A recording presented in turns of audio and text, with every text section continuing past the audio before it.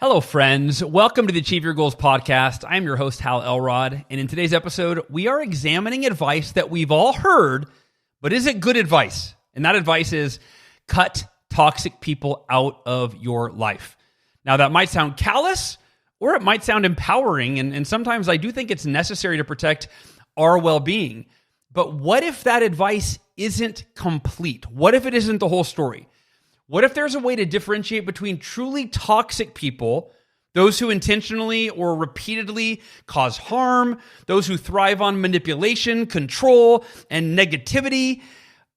And what about the other group, that those who are just difficult people? They lack self-awareness. They struggle with negativity or complaining, and they may be in need of support. And what if you were put in someone's life not to distance yourself from their negativity, but to help them evolve, grow, and heal? In fact, what if the people in your life who drain your energy are there for a reason, and a reason that's actually beneficial for both you and them? Yes, I'm going there. I promise by the end of this episode, you might just look at your difficult people and the difficult relationships in your life in a completely new light. In fact, in today's episode, we'll consider the surprising benefits, of dealing with challenging relationships, the fine line between setting boundaries and cutting ties, and how showing up for others, even when it's hard, can help you grow into a stronger, more compassionate, and capable version of yourself. And plus, I will share personal stories and examples. I'll give you some action steps and thought-provoking questions that will help you reframe how you approach difficult relationships in your life. And by the end of the episode, you'll be equipped with a new perspective and a few tools to handle the toxic and difficult people in your life in ways that will be transformative for both you and for them. I know that's a big promise to make, but I am confident in what you're about to hear. Now, before we dive into the episode, a quick word about our sponsor. And I'm going to get into my DJ voice from when I was on the radio. Here you go. Ready? All right. Have you ever hit the snooze button so many times that you're basically saying, I hate waking up in the morning, so I do it over and over and over again? Or maybe your mornings are so chaotic that you're already stressed to the max before you even leave the house. Well, not anymore. Introducing the Miracle Morning app, the secret weapon to transform your mornings and maybe your entire life. With this app, you'll go from groggy to glorious with just six simple steps. You know them: silence, affirmations, visualization, exercise, reading, and journaling, or as we like to call it, savers. A routine so powerful, it's like having Tony Robbins, a yoga instructor, and a life coach in your pocket, minus the awkward small talk that would occur between the three of them. But if you need motivation, we have 500 affirmations, over 500 pre-written affirmations to motivate you every single day. If you can't find time to meditate, we'll remind you, or you can click play, and in a matter of minutes, your meditation is done. If you still think journaling is just writing aimlessly, not anymore. With over 500 journaling prompts, you'll be joining tens of thousands of people waking up on purpose. Seriously, your future self will thank you. So what are you waiting for? Hit pause on snooze, stop scrolling, and start saving your mornings. Download the Miracle Morning app today and turn every day into a miracle. All right, let's get into it. Should we cut toxic people out of our lives forever? How do we determine whether someone is truly toxic and we should avoid them, or just difficult and in need of our compassion and support? And how do we handle each type of person? You're about to learn all of it and a lot more. Here we go. Okay, so let's start with the obvious. We've all been told that if someone is negative or complains a lot or brings you down, you should just remove them from your life. In fact, I've probably shared that advice a time or two, or at least something similar to that. And look, sometimes that's good advice. If somebody's abusive or manipulative or consistently harming your mental health, setting boundaries is crucial. There's no argument there. But here's the thing. Not everyone who annoys you or drains your energy or complains is actually toxic. Sometimes they're just struggling. They're human, and brace yourself. What if you were put in their life to help them? Now, you may have heard Jim Rohn's famous quote. I quote this a lot, and I've lived by it for 25 years. And the quote is, you are the average of the 5 people you spend the most time with. I think it's a really valuable concept. In fact, again, I've lived by it for probably 25 years by now. But here's the flip side. What if you're one of the 5 for someone else?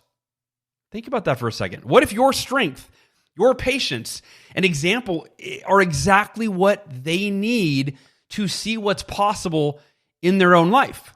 So what if someone sees you as the person who inspires them to aim higher, to shift their mindset, to overcome their challenges? They look up to you. They see that you're positive and they're struggling and they want to be more like you and they want you in their life. That is the flip side. Now, I'll give you an example. A few years ago, I had someone close to me who was, well, let's just say glass half empty kind of person. Complained constantly, couldn't see the good in anything. And I'll admit it was draining. To be fair, they were diagnosed with bipolar disorder and they were struggling in a lot of ways. Nonetheless, talking to them was it was draining, right? And my first instinct was, I need to spend less time with this person. I need to distance myself. But then I asked myself, what if I'm here to be a source of positivity for them? What if I'm one of the 5 people that they need in their life to help them grow? And one day that person called me. In fact, I remember exactly where I was driving my car in Sacramento, California. I was getting onto the 5 freeway north. I remember the moment when I looked at their phone, my phone rang, and I looked at my phone, and I saw their name on my caller ID. And again, my first instinct was to let the call go to voicemail. I'm like, I can't talk to this person right now.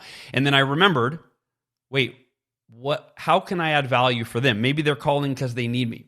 So I got on the phone, I talked to them, they were complaining, they were sharing challenges. But here's what's crazy, is because I was approaching it not from woe is me, they're complaining to me and they're draining me, but they need me. They're calling me because they need me, and I'm going to see how I can add value for them right now. Completely shifted my mindset and how I approached the call. So I was really open and I was empathetic and I was there for them. And I shared some advice. I helped them with a new perspective. And here's the craziest part. It was probably 5 years after that I hosted my first ever live event, the Best Year Ever Blueprint in San Diego, California, 2013 or 14, I think. And they were there.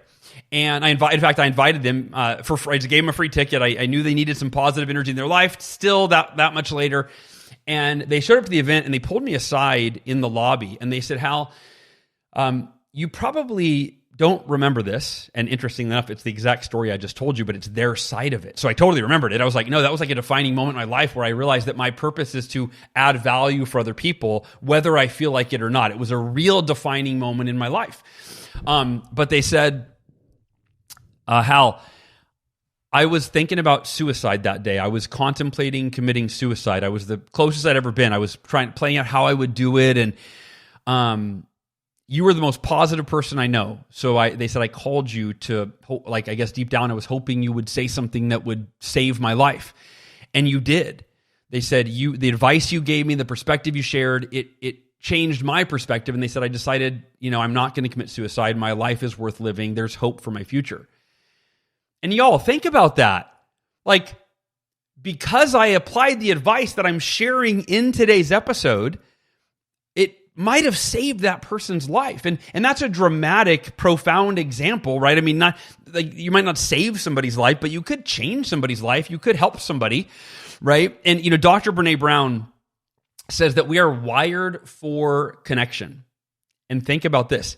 Sometimes the people who need connection the most are the ones who seem the hardest to connect with. I heard my Stephanie, who's on our team, she helps manage our social media. And I'm trying to remember how she said it earlier today. I was talking to her about this. And she said, sometimes the people that need the most love are the most unlovable, right? Or it was something like that, or they ask for it in the most unloving or unlovable way, something like that. But again, so I'll just say that people who need connection the most are the ones who seem the hardest to connect with. Their negativity or complaining might be a symptom of deeper pain or fear or insecurity. And what if your willingness to hold space for them is the lifeline that they need? Now, I want to address something really important right now. And some of you are already thinking about this possibly. It's the difference between toxic people and difficult people. Some of you might be going, Hal, you might feel triggered, like, no, toxic people, you should not keep them in your life. Okay, let's talk about this. So let's take a moment to clarify something important. And there is a difference, a big difference between toxic people and difficult people. And the two terms are often used interchangeably, but they're not the same thing. And understanding this distinction can help you approach your relationships with greater clarity, with more empathy.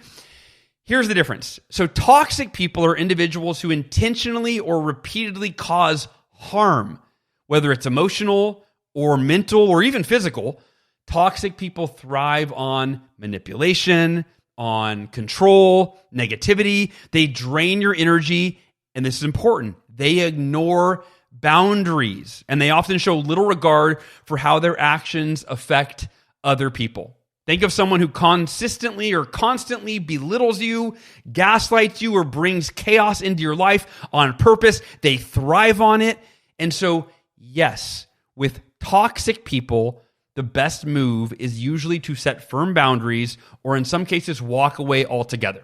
Now, difficult people, on the other hand, are often just human. They may have bad habits. They may struggle with negativity or lack of self-awareness, but they're not intentionally malicious. That is the distinction.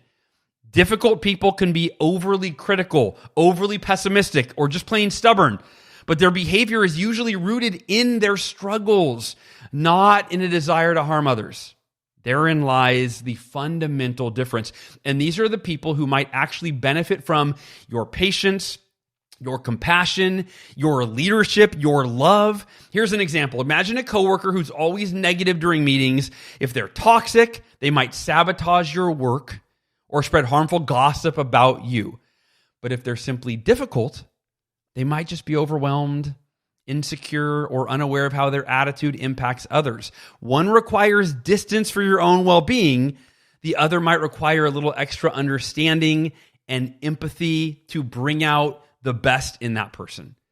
And it matters because how you approach each person, each type of person is different. Toxic people call for strong boundaries and sometimes detachment, while difficult people might just need a little grace, guidance, and a good example to follow. So the next time you're dealing with someone challenging, ask yourself, are they toxic?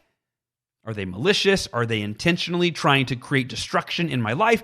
Or are they just difficult? Do they lack self-awareness? And what can I do to respond in a way that aligns with my values, your values, and helps you to grow? All right. I'm going to share one other story. So years ago, there was a couple that my wife and I would spend time with. And every time we hung out, they argued. Really uncomfortable arguing. And it didn't matter. And it was constant. Like, even if we were in public at a restaurant, they would just start arguing at the restaurant. It didn't matter. It was uncomfortable. And my gut reaction was, why are we doing this to ourselves? My wife and I would have discussions like, should we remove these people from our lives? But then we realized, I don't know who thought of it first, my wife and I, maybe our role wasn't to judge them or cut them out. Maybe it was to model a different way of communicating. Think about that. So instead of avoiding them, we actually leaned in and we modeled, rather than judged and condemned and told them they were wrong and shamed them, we just modeled good communication. And we would intentionally tell stories about how we got in an argument over this thing and we were fighting, right? We were kind of start where they are. And then we would talk about how we worked through it. And in doing so, we were giving them an example to follow. We were literally teaching them tools without being like preachy, right? Through the art of storytelling, we were teaching them tools. They're like, oh, wow, we get in those kinds of arguments. Maybe we could try what y'all tried and that worked for you. And over time, those awkward nights spent with them started to shift. They began asking us questions. They got actually curious about how we handle disagreements, and slowly they started changing. Was it easy? No, not initially. But was it worth it? Absolutely. All right. I want to challenge you right now. I'm going to ask you a question. Okay? I'm going to challenge you a little bit. Maybe challenge your ego, I don't know what I'm challenging, but I'm challenging you. Here's the question. Are you strong enough to handle difficult people? And the other way to ask that would be like, are you too weak, right? I'm not going to say it that way, but I threw it out there, right? Like, are you not strong enough to handle difficult people? So look, dealing with difficult people isn't for the faint of heart. It takes patience, emotional strength, and let's be honest, a sense of humor. But let me ask you something. Are you strong enough? Are you brave enough to take on the challenge of being there for a person who is not easy to be there for? Because here's the thing, it's not about them. It's actually about you. Now, I would argue it's about both, but let me explain what I mean by that. When you learn to hold your ground in the face of someone's negativity, you're not just helping them, you are building your own resilience. Think about it. Every time you choose compassion over frustration, you're working a different kind of muscle. Your mental and emotional fitness gets stronger. It's like going to the gym, but instead of lifting weights, you're lifting someone else's mood or lifting their perspective. And trust me, that's a workout. Like, you know that's a workout. That's why you want to avoid these people, because it's exhausting, right? But you might walk away from the interaction feeling like you just ran a marathon with ankle weights on. But guess what? You've grown and you've helped them. Here's a playful way to look at it. Difficult people are like the boss levels in a video game. Right? You play video games when you were younger, or maybe now.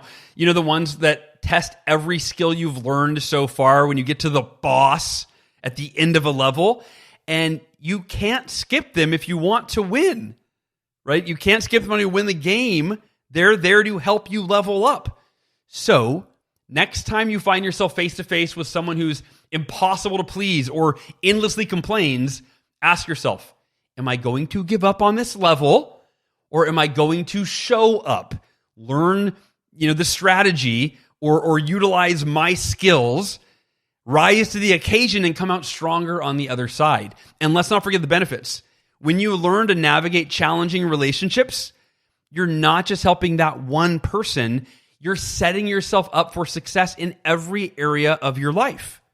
You become better at handling conflict, more empathetic in your relationships, and more grounded under pressure. These are the skills that pay dividends in your career, as a parent, with your family, and let's face it, your sanity. All right, so here's my playful challenge to you. The next time you're dealing with a difficult person, treat it like a game. Can you stay calm when they're trying to push your buttons or unconsciously pushing your buttons? Can you find humor in the situation instead of frustration? Can you respond with kindness when your instinct is to, roll your eyes? If you can, you win. You win the game, and the prize, a stronger, more patient, and more compassionate version of yourself. I don't know about you. I think that's a pretty epic reward, don't you think? All right. So before you remove someone from your life because of their faults or inadequacies, in fact, or I want you to consider, are there people in your life right now? Is there someone that you have removed because you don't feel great around them? They drain your energy. Again, not a toxic person that manipulates you and tries to harm you intentionally. That's a toxic person. But someone who really struggles in their life and they're kind of negative or really negative, and they complain and right, and they don't even take your advice because they don't know how, whatever it is. So before you remove someone or consider someone you've already removed, ask yourself these questions.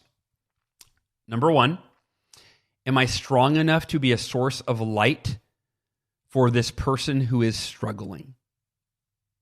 Am I strong enough to be a source of light for this person who is struggling? Number two, can I lead by example without letting someone's negativity bring me down? That's such a big one, right? Can you stand in the face of their negative energy and be such a light that you can lead by example and not let their energy bring you down? And number three, is this relationship with this person, I'm having you pick one, there's probably more than one, but start with one, get that person in your mind if you don't have them already. Is this relationship an opportunity for me to grow in patience, empathy, and love? Ask yourself that question. So number one, am I strong enough to be a source of light for someone who's struggling, for this person? Can I lead by example without letting someone's negativity bring me down? And is this relationship an opportunity for me to grow in patience, empathy, and love? And I got one more. Here's a big one. What if the people you find most challenging are actually your greatest teachers? Think about that for a second. What if their presence in your life is helping you grow into the best, most capable version of yourself, to develop that patience, kindness, emotional intelligence, unconditional love, you name it. All right, let's get practical. I'm going to, well, if this resonates with you, this episode resonates with you, here are 3 steps that you can take. Okay, number 1, set boundaries without cutting ties. If someone's behavior is truly draining, establish clear boundaries. This isn't cutting them off. It's about protecting your energy while still being a positive influence. Now, again, if they are toxic, we talked about the significant differences between toxic and difficult. If they're toxic, by all means, remove them, eliminate them, distance yourself from them. But you may have someone in your life that you have labeled toxic that's actually just difficult. Again, the difference being their intentions. A difficult person is someone who is struggling in their own right. They're negative. They might have negative behavior or beliefs. They drain your energy, but they're not malicious. And that is the difference. Someone who's toxic is manipulative, narcissistic, right? Evil, if you will. Maybe not evil. That's harsh. That's strong, but you get the point. All right, so set boundaries without cutting ties. Number 2, lead by example. We just talked about this. Model the mindset, the behavior, the attitude, the energy that you want to see in others. And in doing so, you affect their mindset, attitude, and behavior, right? And then number 3, practice compassion. This is important. Remind yourself that everyone is fighting battles that you can't see. I have a shirt that says that on the back. It says be kind on the front, and then it literally says everyone is fighting a battle that you can't see on the back. So, and then whenever we're to the airport, I always get stopped. People appreciate the shirt because they resonate with that because they're probably fighting their own battle, right? They're fighting their own. So remind yourself that everyone's fighting battles you can't see, and a little kindness and patience can go a long way in helping someone turn their life around. And if you're feeling bold, here's my real action step for everybody, for you. If you're feeling bold, reach out to someone you've been avoiding. Not the toxic abuser, but the friend or family member, like that friend that called me that I had been avoiding because he was so draining to me. But reach out to someone you've been avoiding, the friend or family member you've written off as negative, and send them a kind text. Let them know you care. That's it. Simple. You might be surprised at the impact that it has. All right. In closing, what do you think? Does this perspective resonate with you? Now, are you willing to see toxic people in your life through a new lens, or difficult people through a new lens? And if this episode gave you a new way to think about relationships, I'd love to hear from you. Shoot me a message on Instagram or reply to my email, or better yet, share this episode with someone you think might benefit from it. And let's keep spreading those positive ripples. Thank you for tuning in, Goal Achievers. I love you. And remember, your best is yet to come. I will see you next time.